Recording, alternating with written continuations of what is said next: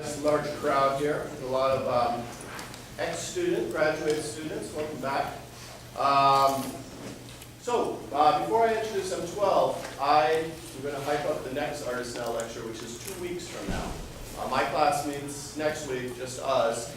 But 2 weeks from now is one of the Mary Knoll winners. It's a collaborative filmmaking team. It is Andrew Swan and Bobby Saralda. You are going to be entertained, to say the least. They are hilarious, funny. They just did the Hamlet movie, which is going to show during the Milwaukee Film Festival. They created a video that went viral on YouTube. It's one of the most seen videos ever in the history of YouTube. I won't even give that away. I'll let them give it away when you see it. People already know it, some of you. So anyway, that's in 2 weeks. So definitely keep track of the schedule if you're not in this class, and try to see as many Arts Now lectures as you can. We have a really strong schedule this year, so please join us, whether you're a UWM student in any department or beyond. So tonight, I'm not going to give a long introduction to M12 because they're really going to walk you through their practice. They are on a book tour. They are touring the Midwest, touring their book, which you can get a copy if you're interested at the end of tonight's presentation. I actually heard about M12 through Chip Thomas, who was one of my visiting guests last fall, and Chip raved about M12. He said, "Oh, you should get these folks to come out." And I looked at their website. It took about 5 seconds to say yes. Sent an email, and they said yes. And I always assumed they were from rural Colorado, but with us tonight are members from Colorado, St. Louis, Toledo, Los Angeles, and Indianapolis. When they told me a couple of weeks ago that they had to get here early to load in instruments and amps, I got very, very excited. So we are in for a treat. My class, there isn't a second half tonight. So after the lecture, which will probably conclude around 8:30 or so, please turn in attendance to myself and Ibrahim. And obviously assignments will follow. But as the host of tonight, we are taking our guests out to the public house. So if you are of legal drinking age and you like supporting a collective bar and want to have talks with these folks, that is where you'll find us later on tonight. So you're all welcome, anyone over 21 who wants to talk art and M12. Without further ado, M12. Hi.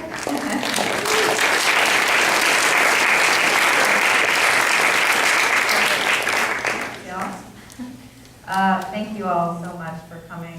Thank you to the Peck School of the Arts. Thank you to the Artists Now Committee, in particular to Nicholas Lambert for having us here. My name is Margot Handwerker. I'm a member of the M12 Collective, and I am the California representation. I teach in the architecture department at the University of California in Los Angeles. As Nicholas said, we're here to talk about our work, much of which is presented, at least a decade of it at least, represented in this book that we're traveling around, which I co-edited together with Richard Saxon, the founder of the M12 Collective, who will introduce himself in just a minute. We have with us as well a number of members of the M12 Collective, many of whom were contributors to the volume that we're going to talk about today. It's an international roster of contributors, people who work in a similar way to ourselves.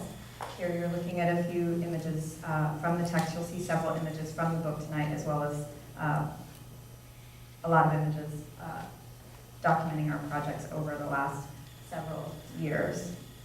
As Nicholas said, we work in rural places and with rural communities.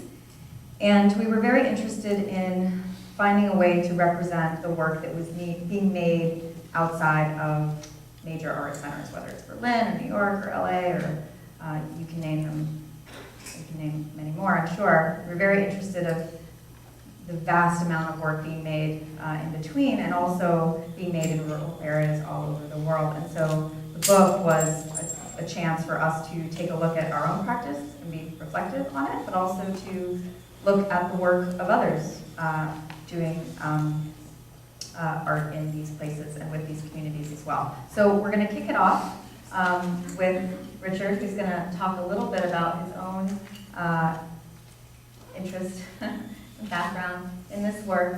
It was Richard who devised the title for our text, which is A Decade of Country Hits. Take it away, Richard Sachs. I'm going to stand up real quick, because once I sit down, I'm kind of trapped behind this lap steel here. As you can see, we have Ray Price right here.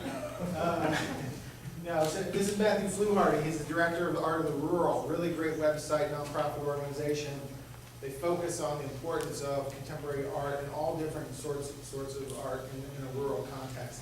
Look up Art of the Rural, make a note of that, look at the website, like them on Facebook. He'll talk a little bit more about himself. This is Kirsten Stoltz. She's the director of programming at M12. All those great programs that we see, she kind of reminds us of, like Billy Walker. Billy Walker. There's no women up there. This is we're Next slide. Skeeter Davis. Yeah, that's good. Okay, Kirsten's director of programs. She's going to talk a lot about the programs at M12. Margot Handwerker, architectural historian, brilliant mind, how to sort of push the context of this work into contemporary, into sort of a contemporary art sort of language. And this is Stuart Hyatt. I've collaborated with both of these guys now for over 15 years. Stuart is the founder of Team Records. They do small community recording projects. David he actually lives in Wisconsin on the western side in a small town with 200 people? No, 128. 128 people. Maiden Rock is a great place. David does a lot of fabrication. We're going to talk about that a little bit later in the program. As Margo said, I'm Richard Saxton. I'm the founder of the M12 Collective. I currently serve as the creative director, which I've done for the last 10 plus years. A lot of the work which is documented in this book, A Decade of Country Hits, Art on the Rural Frontier. We have some copies here tonight. You can buy them. That would be awesome. What else can I say? I teach as well. I'm an associate professor in sculpture and post-studio practice at the University of Colorado in Boulder. I'm originally from Nebraska, and I'm going to talk a little bit about that. And the whole presentation tonight is going to be framed around this book. So it's a little bit different than some of the other things. We've added some music. Hopefully that's interesting for you. So I'm going to get us started by reading a little bit of my foreword from the book, and then we'll play a little bit of music. Can you guys hear me okay, or do I need the mic? Yeah, it's good? Okay. So this is from my foreword of the book. I've heard it said often enough that the entirety of life can be found buried in the lyrics of country western music, predicated on the realities of living in rural areas, the succinct, familiar narratives of Jimmy Rogers, Hank Williams, or Patsy Montana evoke the pleasures and the disappointments of friendship, love, and landscape. The work in this book, like the lyrics of those songs, is rooted for me in the experiences of growing up in a place far from what many would consider to be a cultural center, that being rural Nebraska. I sort of go on in the essay, talk a little bit about my father, who was a square dance caller, and growing up with those sounds sort of bellowing from the basement, and my mother, who was a rural postal service route carrier, and sort of chasing her around on dirt roads. I go on to say about our family dynamics. When summertime came, our family wandered the back roads in middle America. Never take the same road out as you take in, my father would say. I remember bumping along the back roads of Nebraska, Kansas, South Dakota, Wyoming, and Montana, watching out the back window and wondering, what is going on here? A burned out truck on the side of the road, frozen coyote carcasses, house windows cobbled together with found plastic, the smell of liquid fertilizer, wild asparagus, and sweaty corn stalks. The people, the buildings, and the landscapes, they seem so familiar and foreign at the same time, and they still do. And many of my collaborators, many of are here, share similar formative experiences, fascinated by the strange and familiar, riding the line between everything and nothing, rural and urban. Our upbringings and our travels shape the content of our work and of this book. A decade of country hits looks at some of us making inroads into a connective practice, proudly rooted in rural space and laying the foundations for decades of cultural pathfinders yet to come.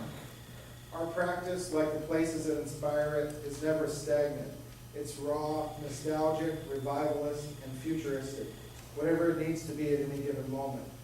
It is shaped by the seasons and the weather, by harvest, markets, and migrations. The work has been produced collectively by a range of individuals and communities that are as diverse and unpredictable as the circumstances that impact them.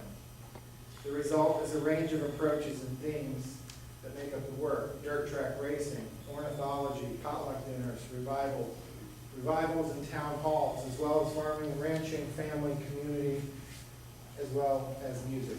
And we're going to give a little bit of that now for you.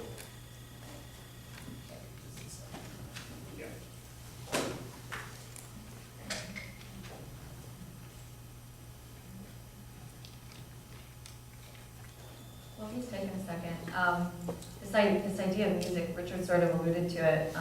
When we first met with our designer, a guy named Peter Decan in the Netherlands, we knew kind of what we wanted to be in the book, but we were going to leave it to him to sort of tell the story in this form, right?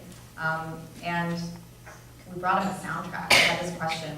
We thought to ourselves, if the book had a soundtrack, what would it be?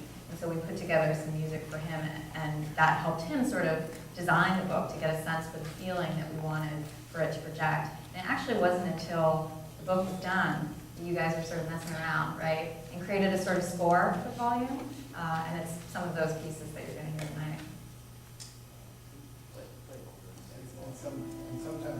Sometimes it might feel a little sad. Don't be sad. It's okay, but.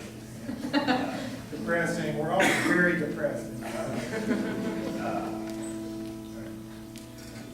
think that's good one.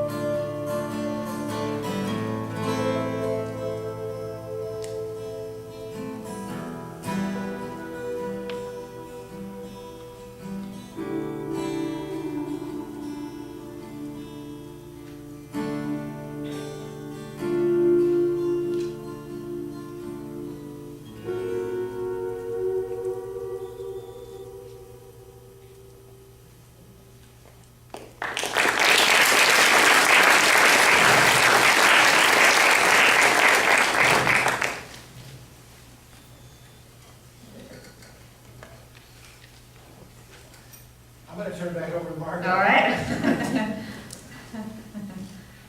Well, I'll say real quick, as we were playing, those images that were sort of flashing through were part of an archive that is called the Rural Research Archive, which I started in 1995 and has sort of been folded into M12's archive of images, which we just have thousands and thousands of at this point. But this is actually one of the earliest scan images and working. Margot and I worked for almost 2 years imagine, I mean, there's been 20-plus people involved with M12 over the years, so we were archiving sketchbooks and notes and photographs. These are some of the earliest ones of the Rural Research Archive, so that's what this is. And Margaret's going to talk a little bit about a couple other things about archiving the work, right? Yeah. Yeah, so as Richard said, we have thousands of images and tons of people who've been involved in the work over the years. And a lot of the work is site-based, a lot of it is ephemeral, and we thought, how do you put this in a book, right? So books, as I'm sure you all know, you're college students, they're pretty didactic, right? They're pretty top-down, they take a really common format, they're often linear. A book like this one about an artist or an artist group is often chronological or monographic, and we really resisted that because we wanted it to be a kind of unprocessed archive. So we sort of wanted to put all the work in a place and sort of set it aside to move on, but at the same time, we wanted it to be, like I said, a sort of moving document. The Declaration of Independence keeps coming up or I keep bringing it up. As we talk about it, we just wanted it to be able to change as we continue to make this work, and we wanted for people who weren't familiar with our practice to be able to sort of drop in to the text at any time, that it didn't need to be done linearly. And so we really resisted a kind of chapter structure, and what we ended up settling on was this idea of fields. Fields are something that, at least in the arts, we hear about a lot, right? So for those of you who are art students, maybe you read Rosalind Krauss's essay about the expanded field, maybe Suzanne Lacey's work about mapping terrain in the 1990s. I'm sure, or at least I hope, some of you have read Joseph Beuys's essay, I Am Searching for a Field Character, from the 1970s, in which he establishes what we see as the roots of our work, right? Social sculpture, or it's also called social architecture. And so a lot of the early work were in the form of tree plantings, inspired by the work of Joseph Beuys. And we started to think about what a kind of honky-tonk boys might look like. So here you're looking at a poster from Beuys's exhibition in 1974. I Like America and America Likes Me, and on your right, you're looking at an image of our very willing intern, Nancy Plon, wearing one of our t-shirts that says, I like Americana and Americana likes me. And so we started to think about this idea of a kind of honky-tonk boy. We think a lot about what we do as a kind of frontier, bringing about a kind of frontier aesthetic. And that applies at a number of scales. So on the one hand, it's at the scale of the formal. Of course, we look at a lot of vernacular kinds of building. Dave and Richard will speak about that in a little while. Our own forms, some of which you'll see, we think about as being very humble, too humble to warrant a kind of lofty sort of architectural perspective, but at the same time they're really pervasive. They're so pervasive that they're not terribly fetishized, right? We also think about the frontier aesthetic at the scale of our practice or our collaboration, that as you do on the frontier, you sort of capitalize on the resources that are available to you, whatever they are. And so in our own practice, we see this in terms of, as each of us is a kind of resource, we bring something really different to the table. So I'm a historian, Matthew's a poet, among other things. We have artists, obviously. We're bringing in folklorists now into our collaboration. The book is very reflective of that. We have all different kinds of writing. We have contributions from singer-songwriters, we have poets, we have essays from curators and critics, and all kind of works together. As well as, my introduction, for example, is a sort of field guide that sort of navigates you through that, but doesn't tell you how to read it, right? It's just kind of a guide. Similarly, we have what we think about as field notes scattered throughout. So those thousands of images that Richard was talking about, as well as these field notes, sketches. We think about it very much as a kind of sketchbook. So what I want to do now is hand it over to Stuart, who's going to talk about those roots, right? Those roots that I alluded to, the early work of what was then not even M12. All right, thanks, Margot. So yeah, I'm Stuart. I live in Indianapolis. I met Richard in the year 2000 as a first-year graduate student at Indiana University. And here we are 15 years later, still doing our thing. So I would encourage, since most of you are students here, to seek out people who you think might think in the same way or who might be interested in the same things and form creative relationships that can continue, because really for me it's been kind of the lifeblood of my creative practice. But it all started at the end of our graduate school when Richard moved to Alabama as a artist in residence at the Rural Studio at Auburn University. It's a well-known kind of community build architecture program. So he was there on fellowship, but sought out his own community, sought out his own relationship, and really asked himself, like, what does an artist do? And what is the role of an artist? And asked himself those very difficult questions. And his answer was, at least for himself, to form a team that could work with the city. So this is a shot of the city council and the mayor of this small town, York, Alabama, where Richard moved to. And the artist really working as a kind of a member of the government almost, but doing creative interventional projects that could improve civic life or maybe just fix a tiny problem. So the early projects were not Richard Saxton projects, and this is another thing that I think helps define how we like to work. Is it's like a band, it's like a team. So the team name was Municipal Workshop, and it is what it sounds like. It was a workshop model working in collaboration with the municipality. And the projects were super low budget. I mean, $50 projects. These are some utility street vehicles for the city maintenance workers. We did a lot of bicycle-based projects because cheap bicycles are easy to come by. This is a little project in New York where kids and their mentors could come after school or on weekends and repair bicycles. So really, we're creating what we consider artwork, but our collaborators are not artists. They're just folks who are interested in what we're doing, and we're interested in what they're doing, and you try to make a project out of it. So we were really interested in that idea of this kind of team of artists working with communities or constituents in these collaborative projects, and the practice spread all over the country. I'm going to show you a couple projects from Wendover, Utah, which is this abandoned airfield base. Matt reminded me that it's where the Enola Gay was put together, right? Which dropped the atomic bomb. So it's this very loaded historical place, but it's abandoned. So what better place than for artists to come in and start doing creative projects? There's a group called the Center for Land Use Interpretation, which is what CLUI stands for, and they invite artists out to this really extreme, remote area of the country to just do stuff. And our projects have always kind of had this kind of child mechanic quality to them, maybe in the early years, that combines kind of like third world utility with a NASA aesthetic. And it was particularly appropriate here where the landscape looks very lunar. So here's a shot of the CLUI rover on site delivering water to this remote research station. And here's a picture of it in a museum.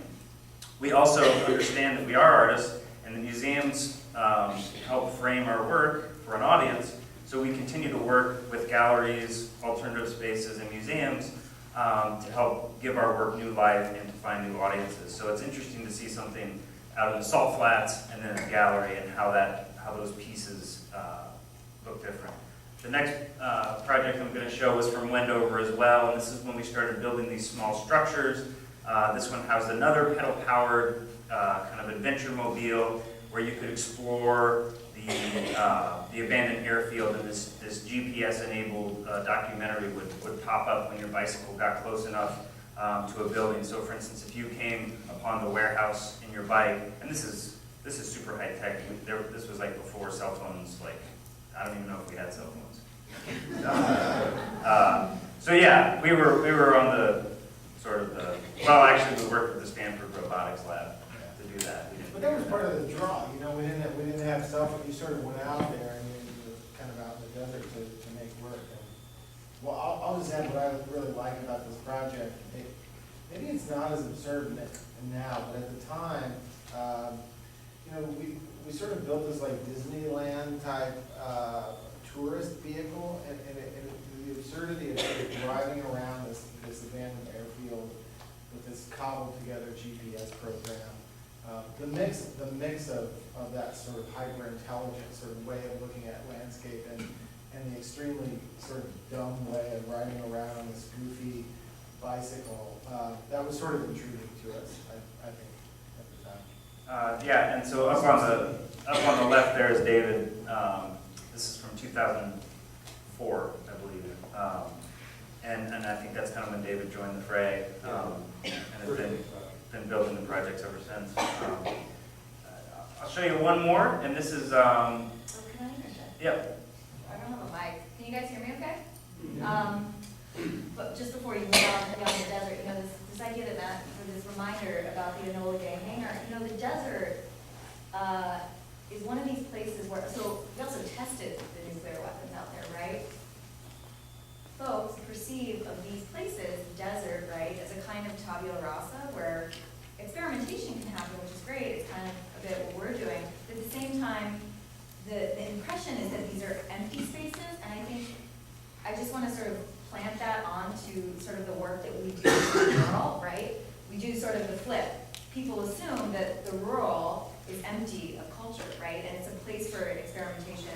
You can come in, you can practice, et cetera. Sorry to get political on here. But more importantly, this perception that it's empty of culture, right? And so one of the things that we do is we sort of say, hey, no, these places aren't a tabula rasa. They have a history, right? The history here is that hangar, which, by the way, they're trying to restore, but they can't, because there's not enough interest in this place. It's a little complicated, right, because of what it houses, right? This Enola Gay, but even so, it's a really, really complicated landscape, and it's one that a lot of people don't see. It's not easy to get to, but interesting nonetheless. Yeah, that's good. So I'll show you one last project, and this is actually about 45 minutes up the road in Sheboygan. So has anyone been at the John Michael Kohler Art Center? So this was a project we did in 2006. I don't know if you've seen this. It's still there. It's still being used. So this is where we really kind of up the NASA meets agrarian vernacular. It's a repurposed grain silo that we kind of mashed apart and put a bunch of stuff together and kind of made it into this mobile unit. There's me with some neighborhood kids. It was intended to come apart into 3 sections. You put it on a low bed 18-wheeler and you take it down the road to the next town because it functions. Inside the unit is this full-blown recording studio for people to come and do audio recordings, record music for bands to come play. So it has this really, the idea of a grain silo storing sustenance in the form of food. We thought maybe it could store this kind of creative, emotional sustenance too. And so we've produced, the first summer we produced a full-length record. They continue to use it every summer. It's being programmed, so you guys can actually go up there and take out some studio time. But the coolest thing is the whole thing opens up and can be activated as an outdoor band shell. So they do performances during the summer months. So I would encourage you guys, and it's a great museum up there too. So that's the Mike project. And since we're talking about music, let's play one more tune.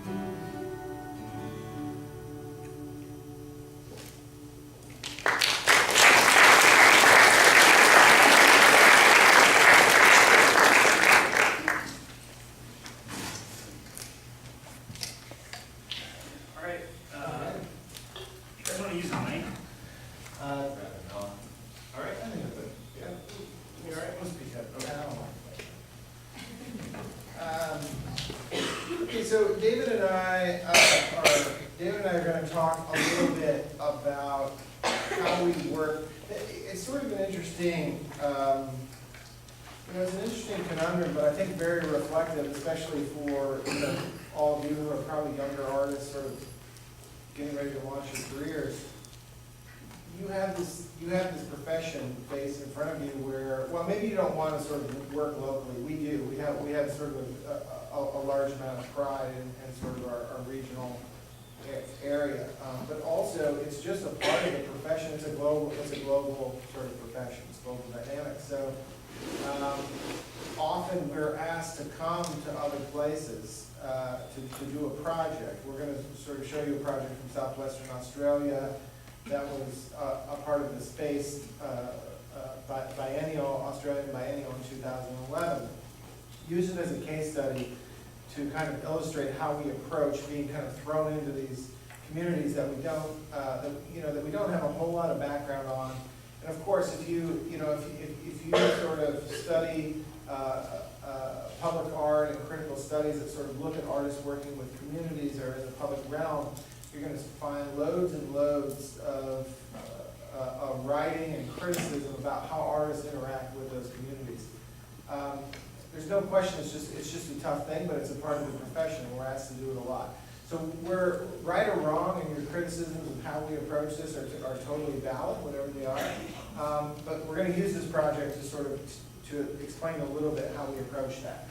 So the particular space falls in the book in Field 9, which is a space couched between civilization and nature, kind of describing a rural space. We were asked to come to a small village called Denmark Shire in Western Australia and do a site-based project. That was it, as part of the biennial. I'm going to read a little bit about that in a second. This is essentially where we ended up being, which was a revegetated wetland site just outside of that small town. And how we start is sort of here with a lot of people, and then it sort of moves there into a number of different directions. And Dave's going to sort of take it from here a little bit and talk about how you kind of hit the ground and just try to do all this stuff in a short amount of time. Yeah, I mean, site-based work can be very challenging, especially if you kind of come into this foreign country or a foreign place you're not familiar with it. So a lot of times what we like to do is we like to just go walk and talk with the people that live in that area. So in this case we were going out on bushwalks and looking at different sites, and we talked to the elders in the community or just community members in general. And elderly folks, they like to talk a lot with young people a lot of times and tell you about where they live, and in general people, if you just kind of come up to them and ask questions about where they live. They love to talk about where they live. And so when we're looking at sites, we take a lot of these things into consideration when we decide on a site. Is there a need for that? And the other thing we like to look at is we take hundreds of photographs, thousands of photographs, and we just take this visual reconnaissance of the area. What is around them? A lot of times, people, they just kind of walk past trash cans like this, and we don't. We, take a photo of it and use it as a resource. And we like to use local materials as much as possible, and what are they building with? What are they constructing with? And here they had, lumber was a really big industry in this area, and so there was just lots of wood to work with. And so we want to see how they built, how the vernacular architecture of the area would influence how we work to make this, this kind of architectural sculpture, you might call it. And so this is really a fine example of how the locals would, build these small structures, cabins, lean-tos, woodsheds, and we want to take that into consideration when we build our projects so that it kind of blends into the landscape of the vernacular work that's around there. When we look at the history and the legacy of what this place has, timber was really important, the wood and that material, and how they use the materials and what they do with them. And if we go on to the next slide here. Yeah, And so I'm going to interject and say that because I love that image. The community was about, 20 miles from these amazing sort of eucalypt forests, these huge trees, which had been, which had sort of been a huge part of the economy. So these were some images that we sort of dug up. One, the sort of metaphor of working in the forest, and two, the image, and then sort of searching out how that was used. Yeah, and it's like they're still using that same wood. I mean, it's not the scale of the large scale trees, but it's like, what are they doing with it now? It's like, these are these eucalypt trees, there's like Mary, Carrie, and what was the other one? Jar was the other tree that were really, I mean, the most common woods that were used in construction practices. And so, through a consensus with all the people that we talked to in this visual language, and, talking with local, this idea of local knowledge, it's like, we come to a place, we have no idea, we can do research on the internet, but when you're down on the ground and you're working in this place, that's when it really kind of comes to you as you spend this time with the place. And so there was this woman that was a birder, and she was this ornithologist, and she's like, we're thinking about this site and thinking of building a bird hide, or just a sense of a bird hide, not exactly a bird hide. And, she's like, well, if you build it here, you have this nice vista, the birds will come in, this area is going to fill up with water as you're working. And so here we are, here's this kind of the finished constructed project, the ornitarium. And as you can see, the water has risen up. And we're working in this water as it's rising. It's rising up to our knees, and so we're doing unsafe practices that OSHA wouldn't agree with, like operating power tools while sitting in the water. But, we have rubber boots on. And so you can see some of the kind of construction techniques that are familiar with that area. And we wanted to incorporate that so that it does blend into this vernacular landscape that exists there.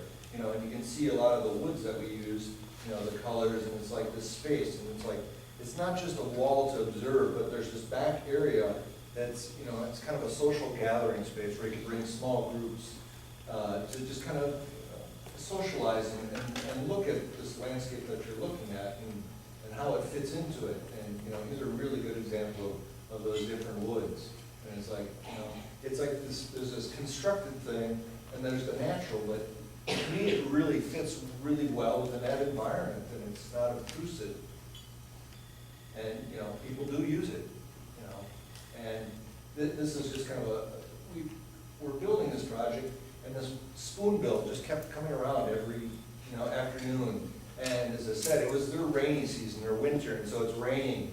It rained for 40 minutes, stopped for 10, rained for, and so we'd sit and have a cigarette, or, well, we both quit smoking now, but at the time we were smoking. And so we'd sit and just watch this bird keep showing up, and, and there was another one that came in as well. And so the birds were coming. It was like, it was a synchronous space.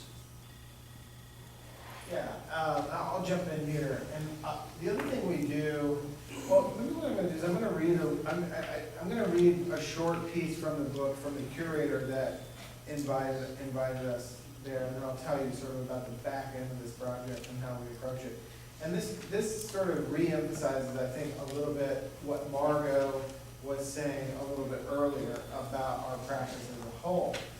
So this is Marco Marcone's words, Italian curator living in Australia for the last 20 years.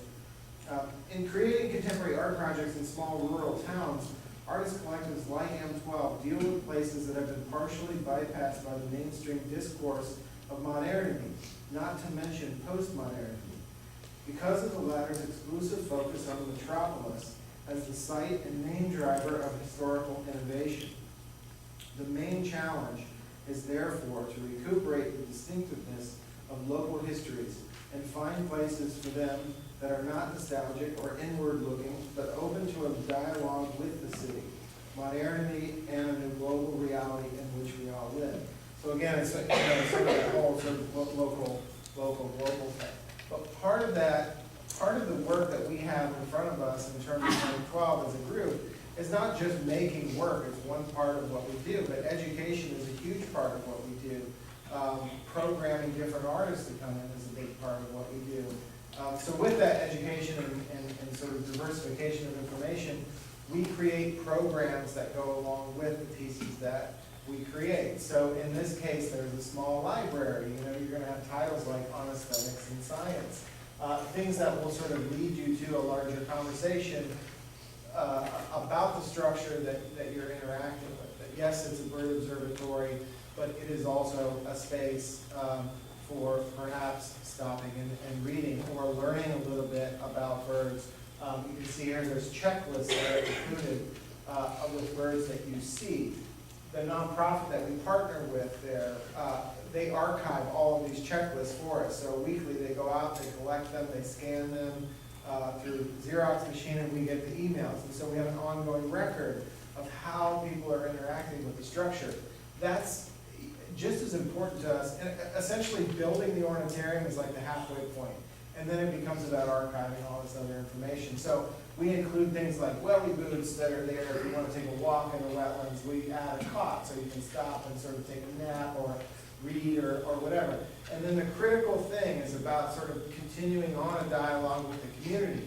Our projects are not ones, but you guys did like this like Marcus Subro piece, right? It's like right downtown, and it's really cool. Like the Subros work, right? Planted on site, you leave it, you walk away. 10 years later, that orange paint looks like shit. People gotta come back, they gotta paint it. Everybody hates the sculpture, half people like it. Like, we don't make work like, I mean, that's fine. Like, I like the Subaru's work, actually. But for us, like, this is a critical component, which is that it is just, like, it's kind of given over to the community to do what they want to do with it. It's fine. All that we ask is that we continue a dialogue with them, which is not controlled by us. If they decide to do something and it's their majority, that's cool. So they kind of take ownership over these structures. In this particular case, they found this varnish that was different than the one we used. They felt was more appropriate. It made the woods pop a little bit differently, but whatever. That's fine. It's great. But what was really, really critical in 2013, they had informed us that they had raised this money for a group of community members to get together and actually start building onto the ornitharium and into the wetland site, opening up other spaces for the public to interact with. And they sent this image, and I was just like, wow, this is, it's like the best sculpture ever. It's like the ornitharium. I just love that sort of path. And those are, 100-year-old birch bark trees, which are just incredible on the site. So that's sort of our approach to on-site work, and it's that spirit of collaboration that allows those projects to evolve. So along with that spirit of collaboration, as we said before, the book, we didn't want it to all be sort of writing by curators like Marco, who's great. But our work has led us into these relationships with people like musicians and poets, one of which is Matthew Fluharty, exceptional poet. He's edited a couple volumes of poetry. He has an incredible knowledge base about Irish poetry, and also is probably, even at such a young age, one of the leading experts on art practices in a rural context, which is really this budding sort of field. So we've sort of worked together now for a couple years. Matthew made a really great contribution to the work, and he's going to share that with us now. Thanks, Richard. Can y'all hear me? Great. The mic is on. It's great to be with y'all today. I just share a little bit about Art of the Rural. A little bit was mentioned earlier. So I'm the director of Art of the Rural, and one of our missions is to build national, regional, and local networks of artists, of scholars, of folks in communities, and also to kind of forward multidisciplinary projects, and just like a space for relationships to be built within rural space across the country, but also within urban space, and how sort of those connections are made between the two. I mean, what better example than the work of M12 with that? I teach at Washington University in St. Louis. I am a research fellow in American Culture Studies. I also teach in art school as well, in sort of landscape architecture there. I write poetry and essays, and I'm from a fifth-generation farm in the Ohio Valley, which is kind of like the Appalachian region of Ohio. So this is Ohio, it's that little area along the Ohio River there.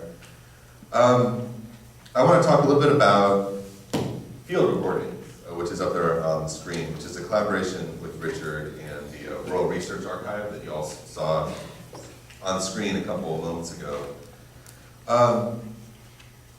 And I think really like that, the process of collaboration that Richard is talking about, that kind of give and take between two artists or between a group of artists in a community was, I think with no hyperbole, a real moment of transformation for me.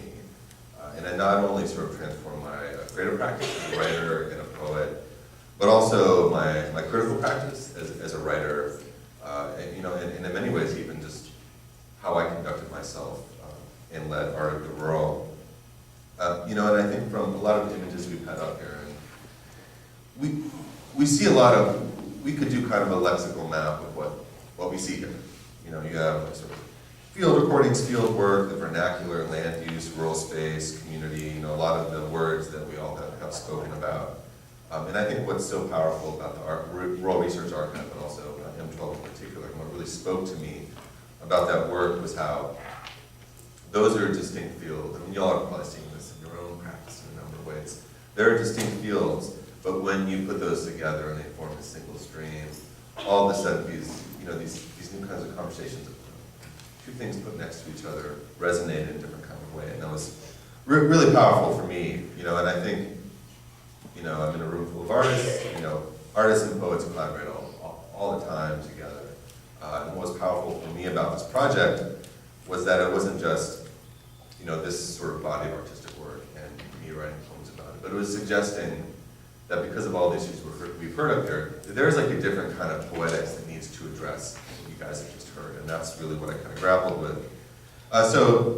The field recordings that we have in the book, it's a real long poem. I'm just going to read a couple of selections from it.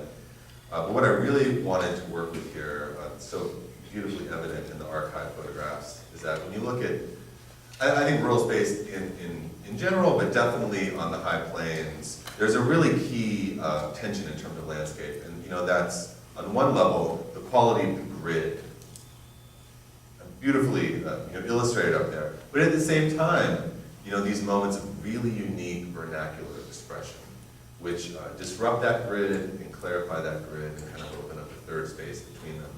And so what I really tried to do with this poem, you know, kind of working off of that, was to say, okay, then maybe what needs to happen in this long poem is that we have formal sections, you know, that rhyme, that work loosely with meter, and those are juxtaposed with free verse sections. That was sort of my aim in writing this piece. So I'd like to read just 3 short selections from that for you all. You know, maybe we could make this kind of a choose your own adventure. All poetry should be a choose your own adventure. I really despise how didactic it is. You know, Do you like, guys remember Choose Your Own Adventure? Yeah. Yeah, okay. I need a more modern reference. All poetry should be like the internet. Basically, the internet is Choose Your Own Adventure. Cool, okay. So the first poem, it really is up to you all. Do you want to hear a poem about intergenerational memory and forgetting? Yeah. Or do you want to hear a poem about a grizzled teenage love affair? I don't have like the applause meter here. Love affair, yeah. Love is in the air tonight, I think. So we'll roll with that. Okay. This poem is called The First.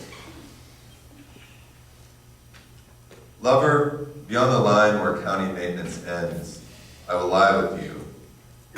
We'll tell how Walter Collier, my childhood friend, hooked the tip of a grain auger into a low-slung power line. How the heat, how the flash, searched down his spinal column for a grounding, seared the skin off his hands, and closed his eyes. We heard in church that Walter had entered paradise.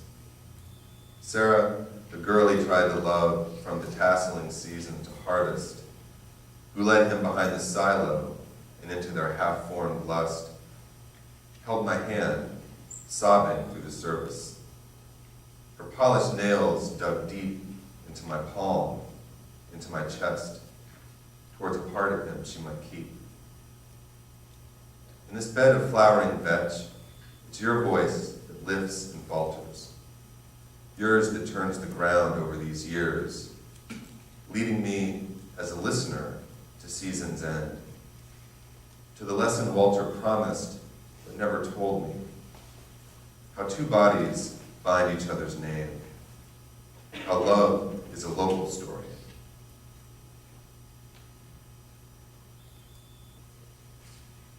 I want to shift gears just a little bit here.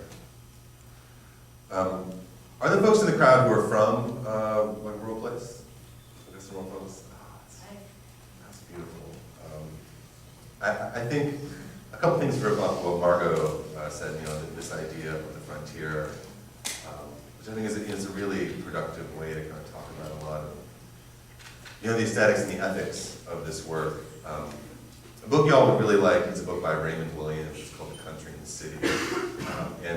And something that I think Nicole really showed me was like this tension between the idea of there being a center and a periphery. And oftentimes, I mean in art, but also in every field, the center is an urban space, the periphery is a rural space.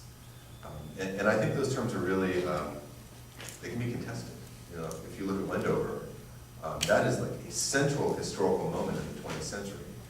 The plane that was built that bombed Hiroshima is in Wendover, in that space. So there's just a lot of room to play with what is a binary, but really is more of a continuum.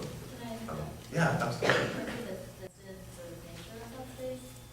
We think of the urban and rural in terms often of density, and I teach. It's a really movable term, even as defined by the Census Bureau, and so we have to remember, and I'm constantly reminding my colleagues who work primarily on urbanism that it is a kind of movable term, and that there exists in rural areas metropolis, or kind of like an urban place within rural areas.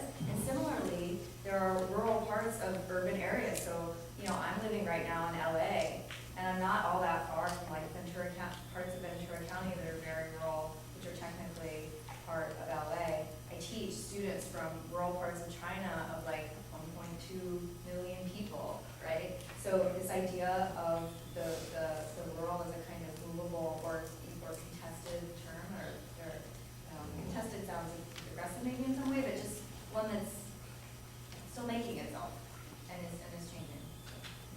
Yeah, no, it's fluid. Like sort of what Mario was saying, there are 15 federal definitions of what rural even is. Half of the rural counties in America, half of like rural space in America is in metropolitan counties. And even on if you flip through the book, you'll see evidence of this as well. But rural America is more diverse than urban America. I think that's something that isn't really discussed when you look at the way that rural America is depicted. But 83% of the population growth in the last census was people of color. So the easy cliches we have about rural space they're absolutely incorrect. So yeah, a lot of space there to work with. Riffing back to the poems a little bit, for the folks in the audience who are from rural places, what I love about field, the notion of the field, the way that the book is sort of guided by that idea. It's also a word which, if you're from a rural place, that's one of the first words you learn.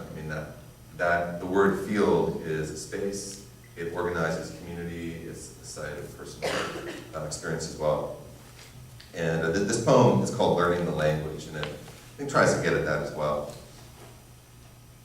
In the spring before the bank told us to move out, before the afternoon the farm implements spread out in front of the barn, and an auctioneer spit out parcels of land and livestock, before word got out about any of that, or my father took to bursting out of open doors toward any available field, without a sound, indeed with no sound, before we ran out of options, I was 8 years old and mapping out the familial hills of my sandbox lookout, when an old farmer's rust-red Ford stalled out in our lane, and he hobbled forward, mad as all get out, stammering, shaking, till words could slip out. Listen here, your goddamn cattle broke out. With so much force, the blue jays cleared out in the branches above my head, and I heard out his rant. My family's fences were so worn out, and Angus could walk right through. Such an out-and-out disgrace, he demanded to be paid out in full for for his trampled seed. You'll be laughed out of town, he promised. Yet I knew we could just call out to the straying herd, and they would waltz in through the break in the line, singing out through the grain in my mother's hand. I waited him out. He stood there, screaming until his teeth fell out.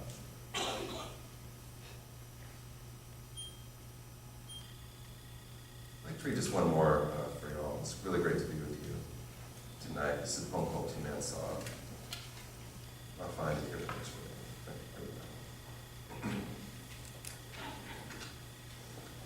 Two Man Saw.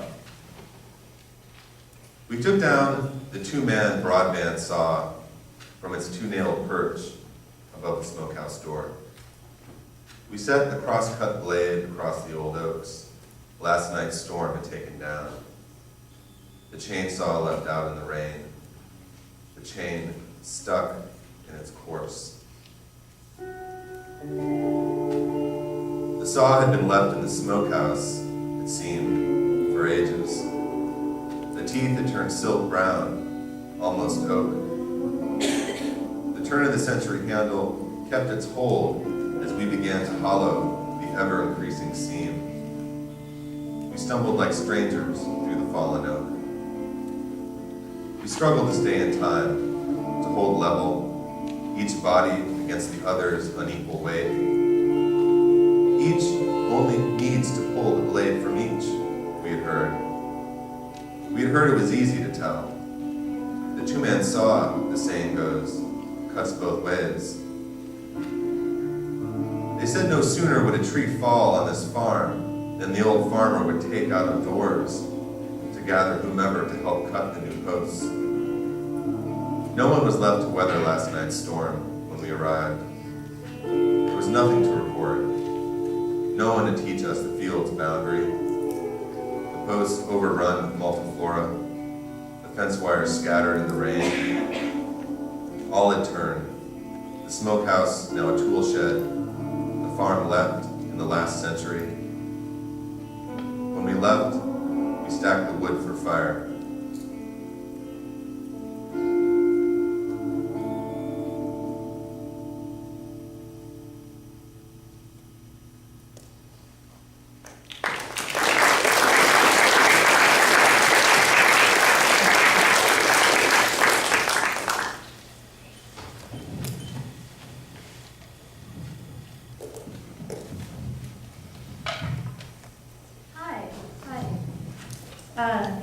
I'm Kirsten Stoltz. I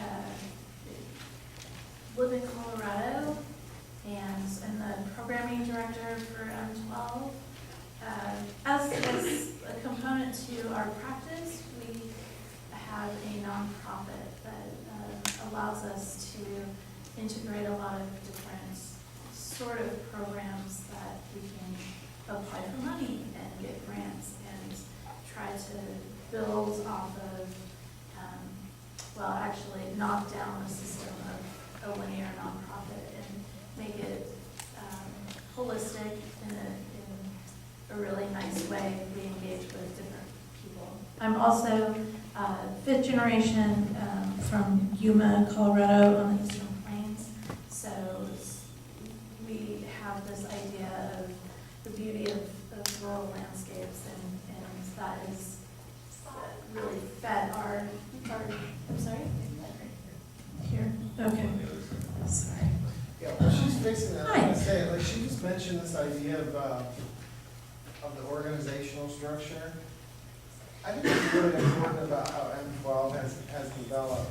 If you go to museums or most cultural institutions, there is a strict hierarchy in play, where you have the director, and then you have the curator, and then you have the education program. And the education programmer is not allowed to do the really cool stuff because that has to go through the director and all this. So we just decided we're not gonna, we don't believe in that stuff. So we do everything, talking to each other.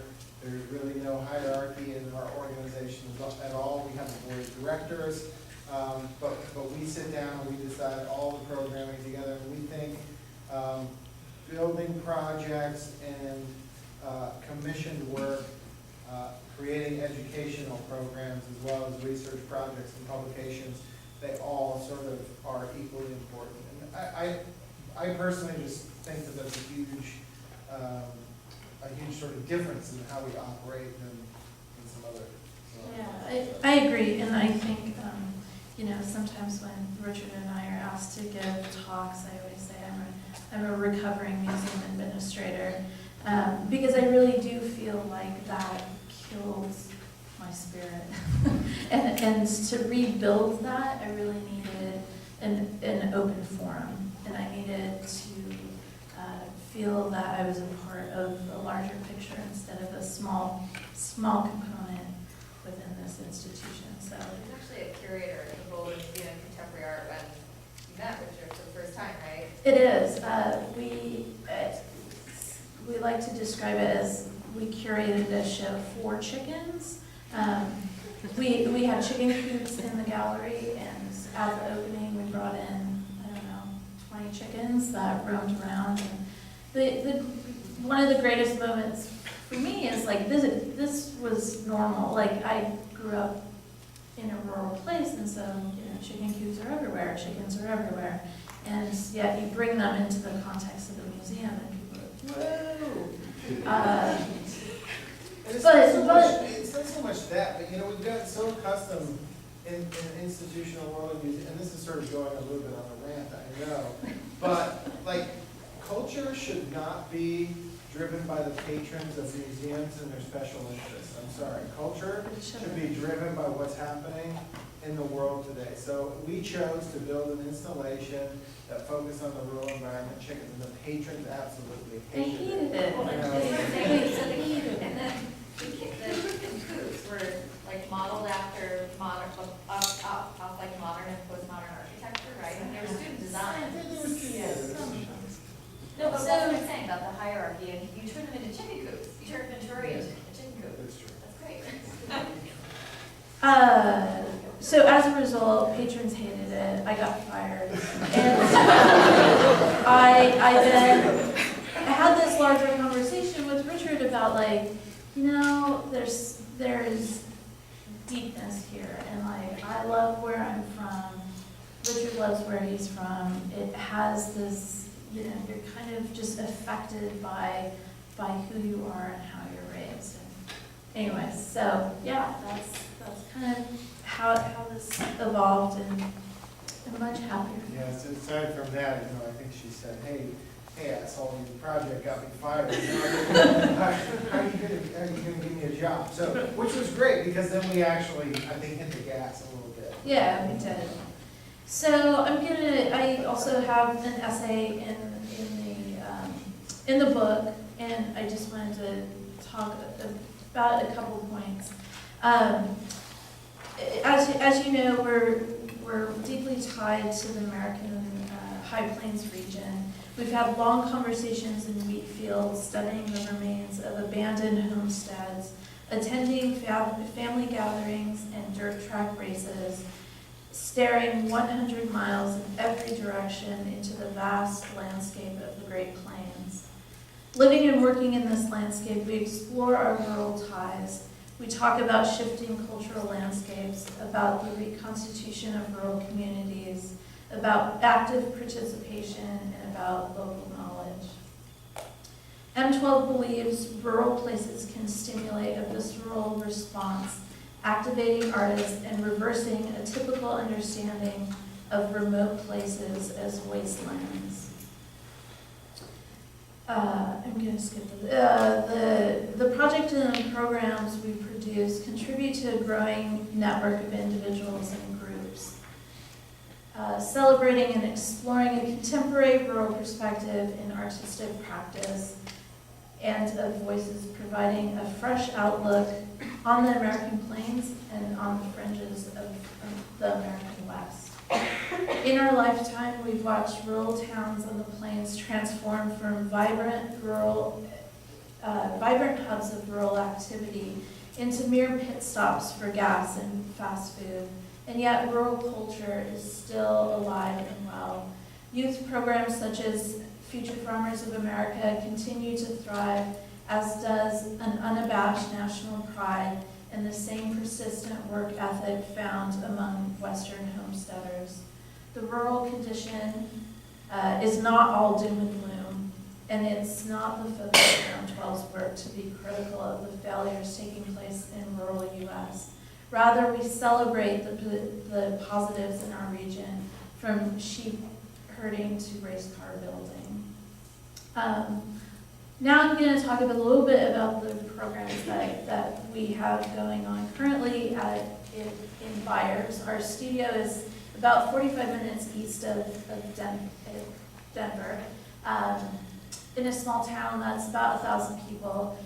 We occupy a space that was at one time the local grocery store, at another time it was the post office, and most recently it was the feed store.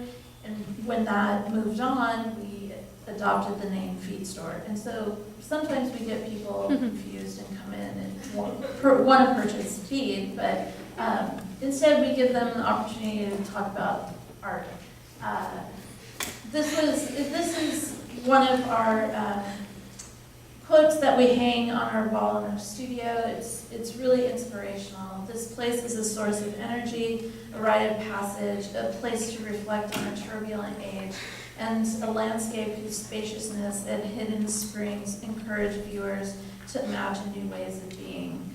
So most everybody that comes to the studio, we encourage them to dive deep into the local community, engage with the landscape itself.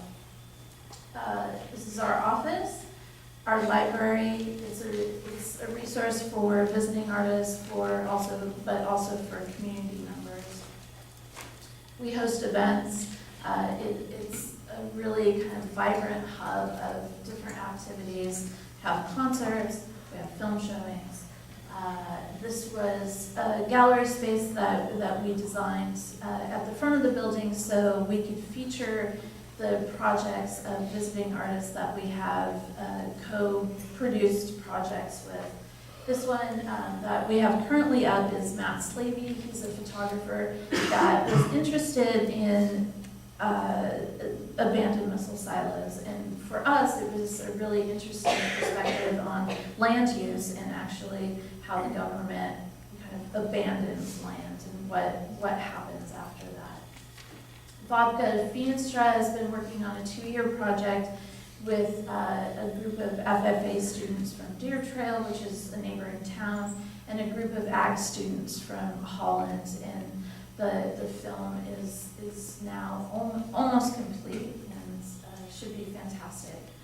We also did a collaboration with another collective called Cultivator. And one of the conversations that we had was that as the rural towns evolve, they're really dying because there's a generation gap. As older folks are dying off, their kids leave. There's no real chance for them to build a career or and not interested in continuing a family business. So we mobilized this project and we built a kind of expedition unit that would go out to various towns, gather stories, talk to folks on family farms. And as a result, we did a really fantastic collaboration with Cultivator. We went over to Sweden, they came to Colorado. This was our Swedish project that we worked on, a riff off of our original project called Brands University. This is called Elders Hill. Elders Hill we used components from a farm and kind of repurposed them in very interesting ways. There's an open classroom on the top. There's a root cellar on the bottom that can also be used as a teaching space.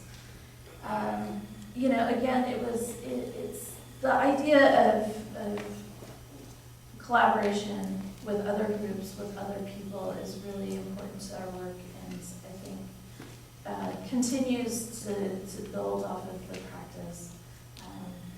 I heard Chip Thomas. I wanted to show this image of his project that we collaborated with him on. Again, the ideas of rural vernacular are important, and I love, you know, the rural architecture and how can we integrate that into public art. So Chip was kind enough to come and work with one of the original founding families, 4 buyers, and came into this project. The Big Feed is an annual event. It's an action. It's also always located in a rural region, typically at a community center or a fairground. And what we do, we provide a forum for a lot of community members, musicians. We invite critics and curators from across the field of social design to experimental architecture. We all gather, have a meal, and it allows us to all have a conversation instead of it being, we're just talking to you, this is how you should talk to us. It really engages on a completely different level. Admission is a dish that you would share with anyone that comes to the. We also have a program called the International School of Rural Experiences. It's open to those who are expanding their practice and are interested in really digging into rural spaces and developing ideas about that. They work directly with us, but they also are encouraged to build a project that has community engagement or landscape interpretation.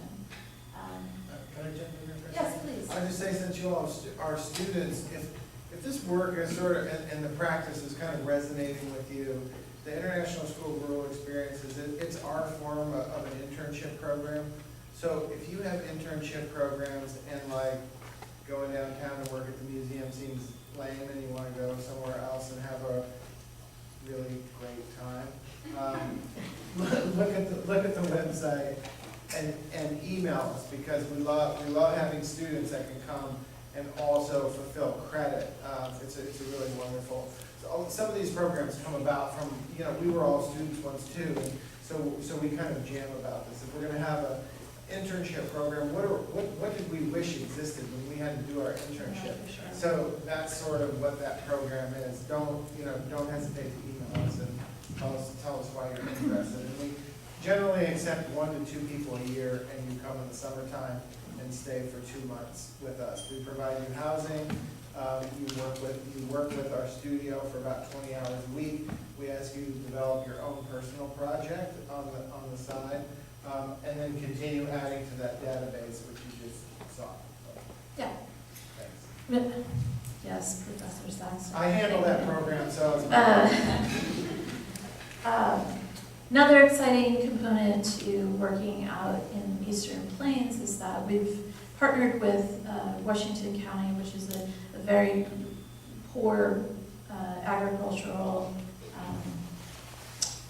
space that takes up a pretty large portion of eastern Colorado. They came to us, they saw a piece of our work. It's kind of a beautiful story.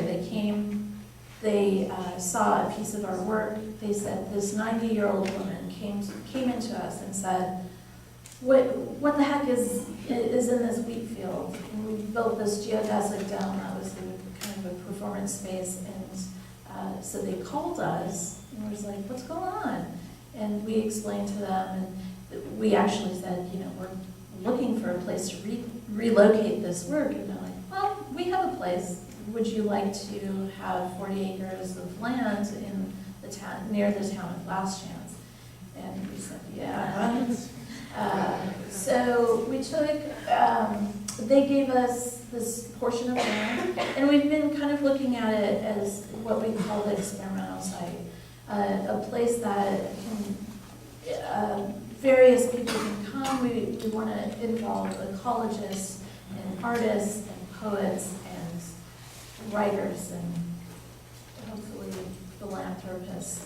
to really build off of this space and look at the regional landscape and look at the communities. Last Chance is, it was a vibrant hub at one point, a 2-intersection highway where it was many restaurants, a hotel, and now it's 12 people because the interstate bypassed them.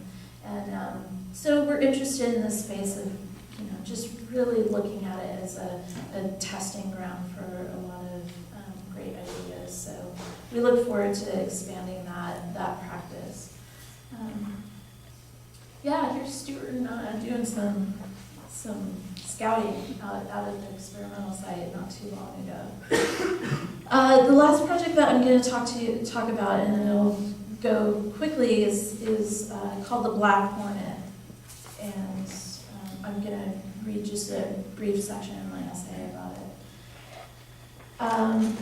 The Black Hornet, which developed over 4 years from 2009 to 2013, references a notable rural activity.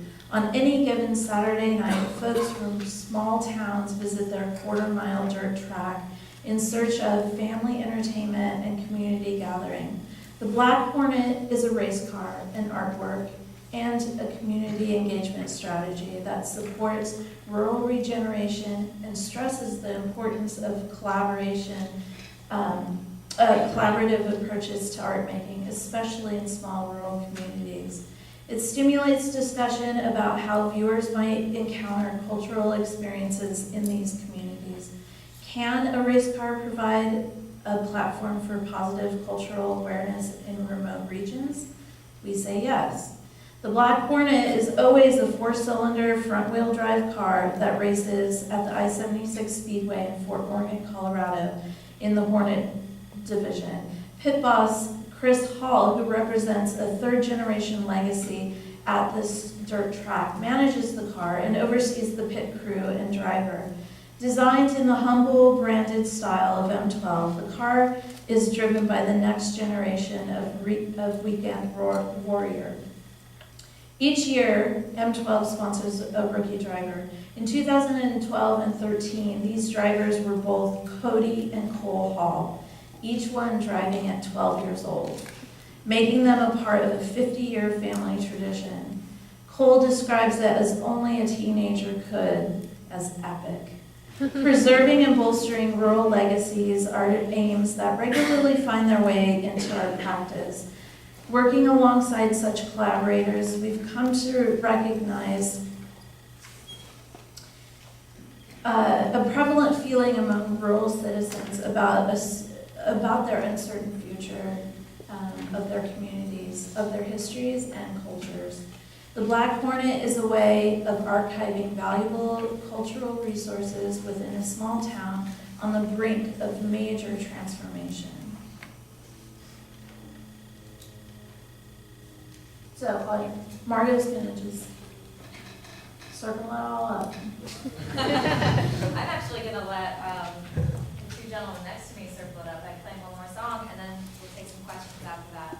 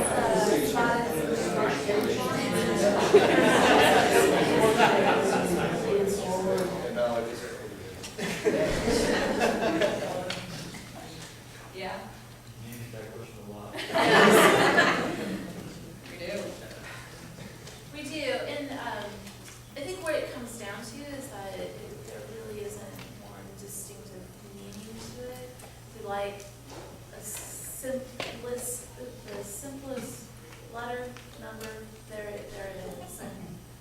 I really like that. It's like a truck you drive behind, you know, there's a fleet, M12, it's whatever. It's part of a much larger system. So I guess speaking to the idea of multiple meanings, how do you actually define rural? Since you mentioned there were 15 different federal definitions of it, and then how do you use that to guide your practice? Is that Take that. I think there are a lot of definitions, you know, and I think all of our definitions might be different. You know, I think for me, I think the precondition is the land or some relationship to it.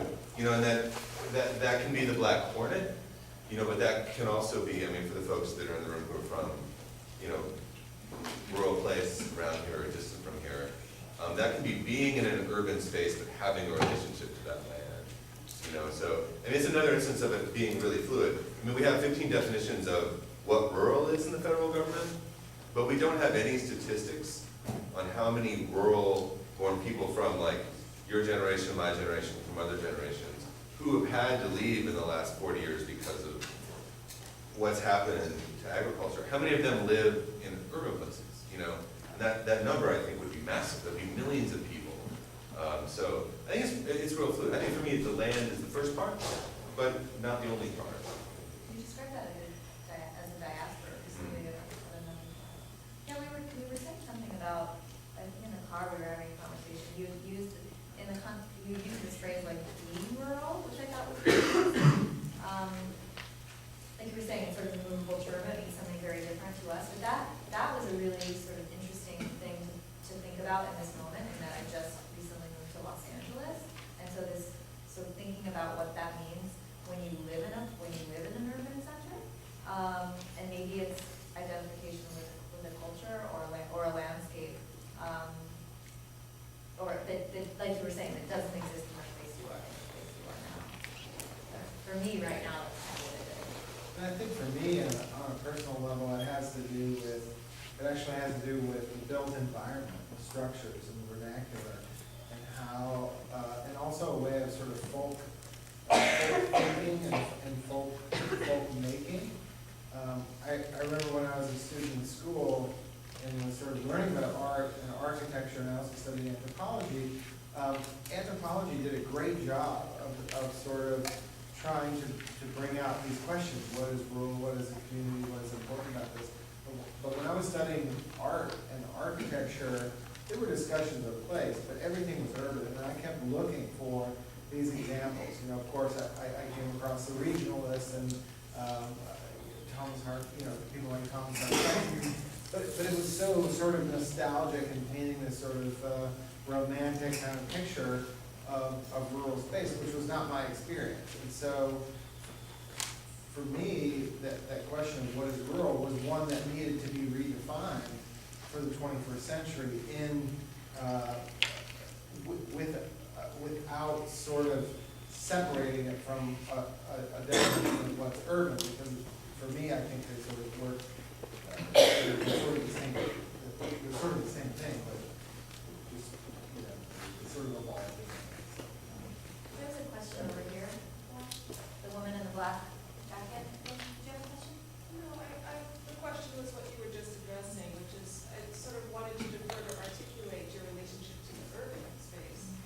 Because the images that you put forth seem to be within the vein of that type of regionalism, but at the same time, when you speak, you articulate a difference from it, or you see that they're more fluid in the relationship between rural and urban. And so I was asking perhaps for a greater articulation, what is the urban in relationship to the rural, and how does that urban help you define? I really like that concept. It's so funny you should put it that way, because I think we often think about the rural as only as defined in contrast to the urban, and the way you just phrased it, it was the other way around, at least as I heard it. How would you define the urban in terms of the rural, which I think is super interesting. I don't necessarily have an answer. For me, a lot of that has to do with food production, would be my immediate sort of response, sort of what sustains an urban environment, exists in the rural. Well, cities started at the very same time that agriculture started. So that once you could ship food away from someplace, you didn't have to live in the place that you were creating. Agricultural as we know it now, the Yeah. kind of distance agriculture, yeah. But I think it's a huge, there's a great picture in the book, in La Paz, and there's some other case study projects that we've done. We've done a couple projects in Bolivia, and we're going back this summer. There's a great picture in the book of La Paz, Bolivia, where you can literally see the hill country, rural space, and the urban sort of center of La Paz sort of merging into one sort of reality. And that I think is what is sort of in front of us as we go forward. So I don't know that any of us sort of have the answer of what these spaces sort of look like, going forward, but certainly those dynamics are shifting. Yeah, maybe, Alexa. Yeah, and I think that is a hugely important question. Even if you go back to just like, if you just use etymology as an example, the word country comes from the Latin word contra. So deep in our structural thinking about space, is that there is urban space and rural space, and they are always in distinction to each other. And I think that's really important, because what I feel, and I'm only going to take one step on the soapbox on this, I'm not going to go all the way up. But if we talk about these like critical and creative lineages of the 20th century, it's an urban story, for good reason, in many, many ways. But I feel like what's emerging in the 21st century is not that it's a rural narrative about an urban, but the connection is made.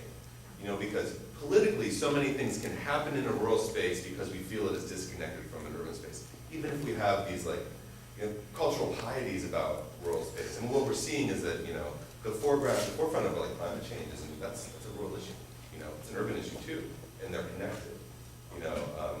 And I think what's really beautiful, and I'm getting down now from it, I'm stepping away slowly, is that I think the moment where we see these relationships emerge is that that landscape looks that way, if you go back 150 years, because of the wants and needs and desires of urban consumers.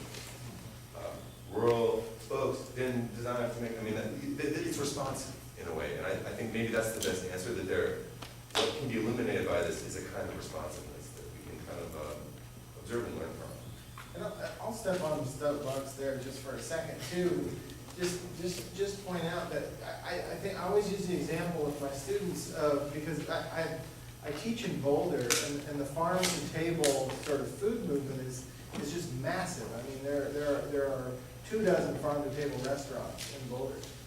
But think about those words, farm and table, right? At one time, those words conjure up exactly what we think of as rural space. Farm, big table, blah, blah, blah. Farm to table restaurants are an urban creation. It's an urban dynamic. So the fact that that exists as a sort of urban space is totally different than sort of what we've had in the past. So where it's going, I don't know. Like sort of hip, wealthy Boulderites drive that sort of economy. Meanwhile, family farms on the eastern plains of Colorado are sort of scrapping to sort of continue their family farm. So how it all sort of shakes out, we don't know, but it's interesting. Could farming be actually more viable in an urban setting? It's interesting. Yeah, I just want to say that, let's take one more question, and then after, we're going to sort of mill about up here for a while, so if you didn't get to ask a question, please come up and ask us. Nicholas, you were on your hand? Well, a response and a question. I think of Detroit, Michigan as a rural community at this stage, with the amount of farming and open space there, and many Midwestern cities are following that path. But my question is, when I think about rural America, I also think of a increasingly large Latino population, and I'm curious if you've collaborated with the Latino community, because I haven't seen your full book, but that was something I saw something being absent in the projects you presented, and I was curious if your work's been able to cross over, communicate with that population in rural America. I would say that in the next few years is a huge focus on reaching out to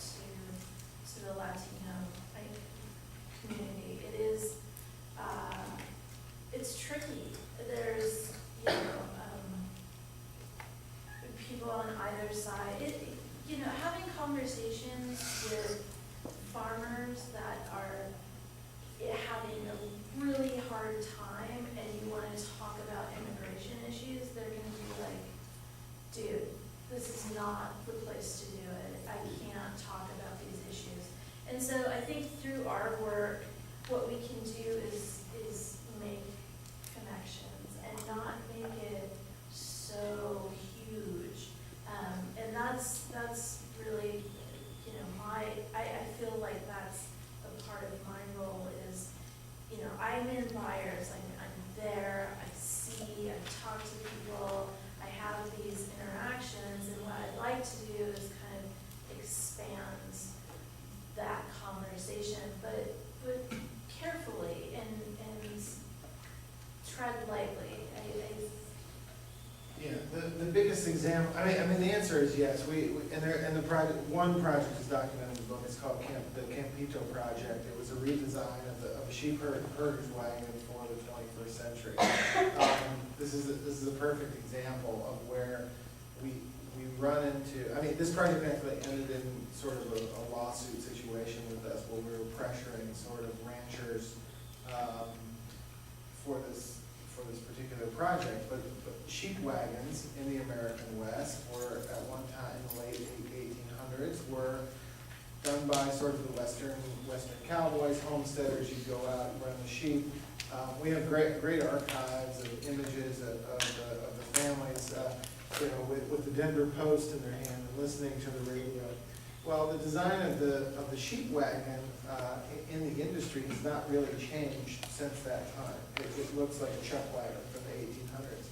And so we did a call and we did a year-long project trying to redesign the sheep wagon for the 21st century, which included tons of field work, going out and finding most of the. So this is really interesting. This is the dynamics of sheep herding in the United States.